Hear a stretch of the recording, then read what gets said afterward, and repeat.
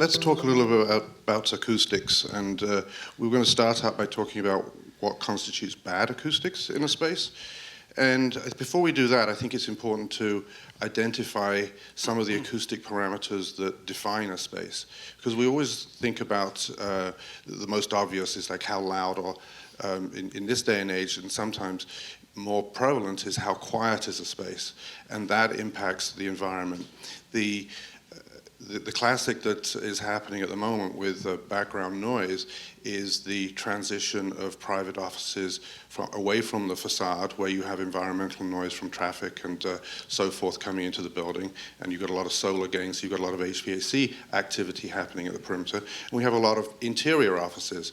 The interior offices obviously don't have traffic noise.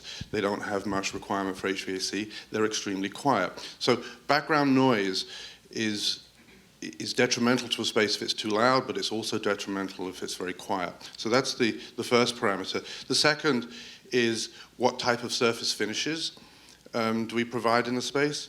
And again, there's no right answer or wrong answer to this, but it's a case of, do we need a product on the ceiling? Do we need a product on the floor to soften the space? And it's dependent upon the type of space that we're designing as to what is appropriate there. But in a simple situation, if you look at a conference room, conference rooms do need soft surfaces for human interaction, but they need it more importantly for AV systems. Electronics are a lot more sensitive than the human ear, and what microphones pick up is very much dependent upon what we do and what we provide in those spaces. So surface finishes are also very important. The third parameter, the last one I was going to mention, is what we call barriers.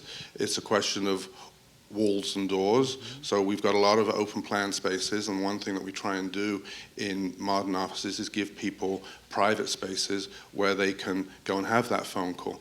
And so the walls and the doors and the barriers that we create so that they can have privacy are also important. So when we talk about bad acoustics, I guess the real definition that I came up with is bad acoustics occur when spaces are designed that don't meet the user group's requirements. And it's very simple to say that, but it's what we do as acoustical engineers is trying to work out what each individual user group needs, because this is not one size fits all.